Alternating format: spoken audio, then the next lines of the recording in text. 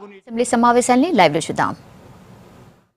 ఎద్దడు ఉన్నప్పుడు రైతాంగం అంతా కూడా సాగునీరు కావాలనేటువంటి ప్రధానమైన లక్ష్యంతో సాధించుకున్నటువంటి ఈ రాష్ట్రాన్ని 1 కోటి ఎకరాల వరకు సాగునీరు ఇచ్చి మరి వ్యవసాయ సంక్షోభం నుంచి రాష్ట్రాన్ని కాపాడాలనే ఉద్దేశంతో పనిచేస్తున్నటువంటి ఈ ప్రభుత్వాన్ని సంక్షోభం తీసుకొచ్చిందని చెప్పడం నిజంగా కూడా సత్యదూరం అని చెప్పి ముందుగా నేను చెప్పదలుచుకున్నాను అధ్యక్ష. అదేవిధంగా చాలా విషయాలు ఉన్నాయి అధ్యక్ష, 2-3 మాత్రం తప్పకుండా నేను చెప్పాలి. నేనేదో ఇక్కడ విమర్శలు చేయాలనే ఉద్దేశంతో సమయాన్ని తీసుకోలేదు. కానీ కోఆపరేటివ్ రంగంలో అత్యంత గొప్ప పేరుగాంచినటువంటి కురియన్ గారు మన భారతదేశం అంతా తెలుసు అధ్యక్ష మనకు. వారి స్ఫూర్తితోనే ఈ సభలో 1995లో ఆంధ్రప్రదేశ్ మ్యూచువల్లీ కోఆపరేటివ్ యాక్ట్ కూడా తీసుకురావడం జరిగింది అధ్యక్ష. మరి ఆ యాక్ట్ తీసుకొస్తే అదే యాక్ట్ను 2007లో ఎవరు పూర్తిగా రద్దు చేసినారు అధ్యక్ష? అప్పటి ప్రభుత్వమే మొత్తం ఆ యాక్ట్ను రద్దు చేసి మరి ఆ యొక్క కోఆపరేటివ్ స్ఫూర్తిని నాశనం చేసినటువంటి అప్పటి పరిపాలకులే ఈరోజు ఆ గొప్ప మా వ్యక్తిని ఇక్కడ మరి స్మరిస్తున్నారు అధ్యక్ష. ఈ విధంగా మరి మాట్లాడడం అనేది బహుశా వారికే చెల్లుతుంది. ఏది ఏమైనప్పటికీ అధ్యక్ష, ముందుగా ఈ వ్యవసాయ రంగంకి మనకు వచ్చినప్పుడు సంక్షోభం గురించి మాట్లాడినప్పుడు ఈ పద్ధతులపైన మాట్లాడేటువంటి విషయం వచ్చినప్పుడు వ్యవసాయ రంగానికి గ్రామీణాభివృద్ధికి 13,640 కోట్ల రూపాయలు అంటే 15.49%. అదే వ్యవసాయ సంక్షోభానికి కీలకంగా మరి ఇరిగేషన్ రంగంలో 23,675 కోట్లు అంటే 26.89% నిధులు కేటాయించి దానికి అత్యంత కీలకంగా ముఖ్యంగా తెలంగాణ ప్రాంతంలో ఉన్నటువంటి పవర్ సెక్టర్కు 3,583 కోట్లు అంటే 4% కేటాయించి 46.5% కేటాయించినటువంటి మరి మొత్తం నిధులు వాస్తవంగా గ్రామీణ ప్రాంతంలో వ్యవసాయ రంగానికి సంపూర్ణంగా మరి దోహదపడి వ్యవసాయ రంగం అభివృద్ధి చెందే విధంగా ఈ పద్ధతులు ఉన్నాయనే విషయాన్ని మనం తప్పకుండా గణాంకాలతో గ్రహించాల్సిన అవసరం ఉంది అధ్యక్ష. అదే కాకుండా 17,000 కోట్ల రూపాయల రుణమాఫీని ఈసారి 4,000 కోట్ల రూపాయలతో 4వ ఇన్స్టాల్మెంట్ ద్వారా మరి రైతులకు రుణమాఫీ చేసినటువంటి ప్రభుత్వం కూడా మరి ఈ బడ్జెట్లో దాన్ని రూపొందించిన విషయాన్ని మనం గ్రహించాల్సిన అవసరం ఉంది అధ్యక్ష. ఒక విషయం అధ్యక్ష, మనం గతంలోకి వెళ్తే మొదటి ఫుల్ బడ్జెట్ 2015-16లో బడ్జెట్ పెట్టినప్పుడు 1,15,000 కోట్లు పెట్టినప్పుడు అధ్యక్ష గౌరవ మంత్రివర్యులు ఈటెల రాజేందర్ గారు అప్పుడు చెప్పడం జరిగింది అధ్యక్ష. ఎందుకంటే సంక్షోభం గురించి మాట్లాడినప్పుడు మరి ఈ ప్రభుత్వానికి నిజంగా కూడా మనం ఎక్కడున్నాము, ఎక్కడి నుంచి ఎక్కడికి వెళ్ళాలి, వ్యవసాయం పైన మా ప్రభుత్వానికి సరైనటువంటి అవగాహన ఉన్నదా లేదా అనే విషయం కూడా మనం పూర్తిగా గ్రహించి మాట్లాడవలసిన అవసరం ఉంది అధ్యక్ష. అప్పుడు ఈటెల రాజేందర్ గారు చెప్పిన విషయం అధ్యక్ష, agriculture is the main stay for close 50% of the state population. However, the contribution of agriculture to GSDP is 18%. Agriculture in Telangana is characterized by low productivity, rising input cost, stagnant public investments, and agriculture is in crisis.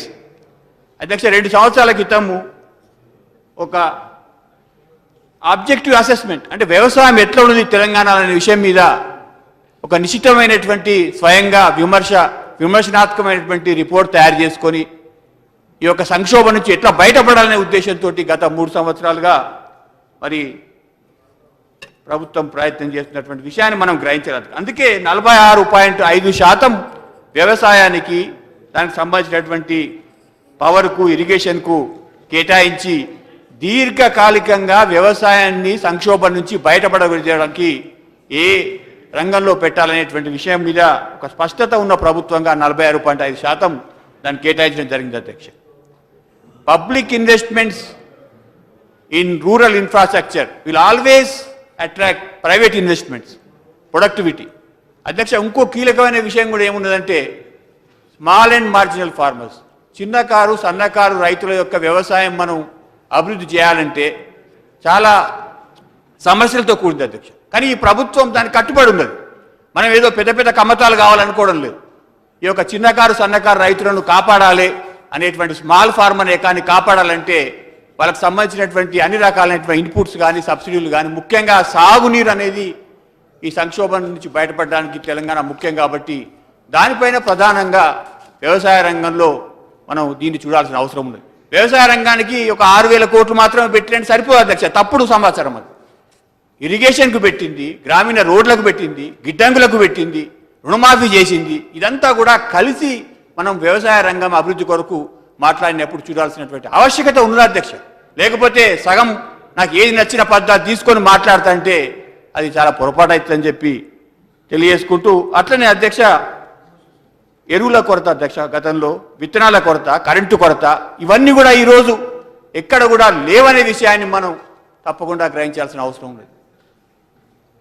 ఒక వ్యవసాయ రంగం సంక్షోభం నుంచి బయటికి రావాలంటే అధ్యక్ష ఒక 5 నుంచి 10 సంవత్సరాల పాటు మరి పెట్టుబడులు పెట్టి వాటన్నిటిని కూడా రైతులను కూడా సమీకరించి కోఆపరేటివ్ రంగంలో ఇతరత్ర రంగంలో తీసుకువచ్చినప్పుడే అప్పుడు మనం ముందుకు పోయేటువంటి అవకాశం ఉంటుంది.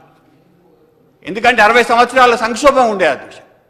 ఇప్పుడు మరి ఉదాహరణకు నేను మొన్న నా నియోజకవర్గంలో 15 సంవత్సరాల క్రితం ప్రారంభమైనటువంటి ఎల్లంపల్లి ప్రాజెక్టు అధ్యక్ష కాలువలు దవ్వి బిల్లు ఎత్తుకుపోయి అక్కడ ఉన్నటువంటి పరిస్థితులలో తెలంగాణ రాష్ట్రం వచ్చిన తర్వాత 600 కోట్ల రూపాయలు ముఖ్యమంత్రి గారు మరి గౌరవ మంత్రివర్యులు రివ్యూ చేసుకుంటూ మొన్న మొట్టమొదటిసారిగా 20,000 ఎకరాలకు గోదావరి జిల్లాలో నా నియోజకవర్గంలో వచ్చినాయి. ఒక్కొక్క గ్రామంలో ఒక్కొక్క కోటి రూపాయల పంట ఇవాళ పండుతున్నది అధ్యక్ష ఈ యాసంగిలో. కాబట్టి దీర్ఘకాలికమైనటువంటి సమస్యల పరిష్కారం కావాలంటే పెట్టుబడులు పెట్టాల్సి వస్తుంది. అక్కడ ఉన్నటువంటి మార్పుకు దోహదపడాల్సి వస్తుంది. కాబట్టి వ్యవసాయ రంగానికి వచ్చే 5 సంవత్సరాల్లో గణనీయమైనటువంటి పెట్టుబడులు పెట్టే ప్రభుత్వంగా మనం గత 3 బడ్జెట్లు చూసినాము. ఈ బడ్జెట్లో కూడా ఈ కుములేటివ్గా ఈ బడ్జెట్లో కూడా గణనీయమైనటువంటి పెట్టుబడులు పెట్టి వాటిని ముందు తీసుకుపోయేటువంటి పరిస్థితిలో మనం ఉన్నాం. దాన్ని మనం తప్పకుండా గ్రహించాల్సిన అవసరం ఉన్నది అధ్యక్ష. అంతేకాకుండా ఇక్కడ ఉన్నటువంటి మరి సమస్యల్లో ఒక మెట్ట ప్రాంతంలో ఉండేటువంటి పంటల నుంచి మనం వచ్చే కాలంలో 1 కోటి ఎకరాలకు నిలిచినప్పుడు మరి ఇరిగేషన్ అగ్రికల్చర్ వైపు వెళ్తున్న సమయంలో చాలా మార్పులు చేర్పులు వచ్చే అవకాశం ఉన్నది. కాబట్టి వాటి మీద కూడా ప్రభుత్వం పద్ధతులలో కూడా రీసెర్చ్ కానీ డెవలప్మెంట్కి కానీ అట్లే హార్టికల్చర్ కానీ అట్లే మరి డైరీకి కానీ వచ్చేటువంటి కొత్త పద్ధతులను అవలంబించడానికి కొరకు మరి ప్రాముఖ్యత ఇస్తున్నట్టుగా మనం చూస్తున్నాం. అంతేకాదు ఈసారి చాలా స్పష్టంగా మన గౌరవ మంత్రివర్యులు చెప్పడం జరిగింది, ఆర్థిక శాఖ మంత్రులు, ఇది tax free development come welfare oriented budget. గత 3 బడ్జెట్లో ఉన్న విధమైనటువంటి పందాన్ని ఈ బడ్జెట్లో కూడా మనం పాటిస్తున్నాము. అయితే దీనికి ప్రాముఖ్యత ఉన్నది రివైవల్ ఆఫ్ రూరల్ ఎకానమీ. చేతి వృత్తులకు గ్రామీణ ప్రాంతాల్లో వ్యవసాయ ఆధారిత ఉన్నటువంటి వాళ్లకు గొప్పగా మరి ఒక మొదటి ఫేజ్లో కార్యక్రమాలు చేసుకోవాలనేటువంటిది ఒక కొత్త ఫేజ్గా మనం దీన్ని చూడాల్సిన అవసరం ఉన్నది. అది కూడా మనం పొందుపరిచి దాన్ని కూడా చేసుకునేటువంటి అవకాశం ఉంది అధ్యక్ష. అయితే కోఆపరేటివ్కి వచ్చినప్పుడు అధ్యక్ష చిన్న సన్నకారు రైతుల యొక్క వాల్యూ చైన్ అంటే విత్తనాలు వేసినప్పటి నుంచి మొదలు పెడితే మరి పంట కోత అయిన తర్వాత దానికి ప్రాసెసింగ్ చేసి అంటే ఒక కన్జ్యూమర్ డైనింగ్ టేబుల్ వరకు ప్రోడక్ట్ వచ్చే వరకు కూడా రైతుల యొక్క షేర్ ఉండాలి అధ్యక్ష. ఇప్పుడు ఏమవుతుందంటే వడ్లు పండంగానే అమ్మడం, ఆ తర్వాత రైతుకు దాంతో సంబంధం లేకుండా పోతుంది. కాబట్టి గ్రామీణ ప్రాంతాలలో ప్రాసెసింగ్ ఇండస్ట్రీ ఇవన్నీ చేయడం కొరకు ప్రభుత్వం చేస్తున్నటువంటి కృషి ఈ బడ్జెట్లో కూడా మనకు పొందుపరిచినటువంటి నిధులు తప్పకుండా వాటికి దోహదపడతాయి అధ్యక్ష. ఏ దేశంలోనైనా అధ్యక్ష ఒక 10-15% వ్యవసాయంలో ఉంటే 30-40% ప్రాసెసింగు, ట్రాన్స్పోర్టు, ప్యాకింగు, ఇందులో జాబ్స్ వచ్చేటువంటి అవకాశం ప్రపంచవ్యాప్తంగా మనం చూసినాం అధ్యక్ష. కాబట్టి గ్రామీణ ప్రాంతాలలో తెలంగాణలో తప్పకుండా అక్కడనే కనుక మనం ప్రాసెసింగ్ అన్ని చేసినట్టయితే, అక్కడే లోకల్ మార్కెట్స్ కనుక మనం ఆర్గనైజ్ చేసినట్టయితే అక్కడ జాబ్స్ వచ్చేటువంటి అవకాశం ఉంటుంది. కాబట్టి ఈ యొక్క మరి వాల్యూ చైన్, వాల్యూ అడిషన్ తీసుకొని మరి మార్కెట్స్ని చేసే విధంగా ఈసారి బడ్జెట్లో డబ్బు పొందుపరచడం జరిగింది. అది చాలా గొప్ప పరిణామం. దాన్ని మరింత పటిష్టం చేయాల్సిన అవసరం కూడా ఉన్నది అధ్యక్ష.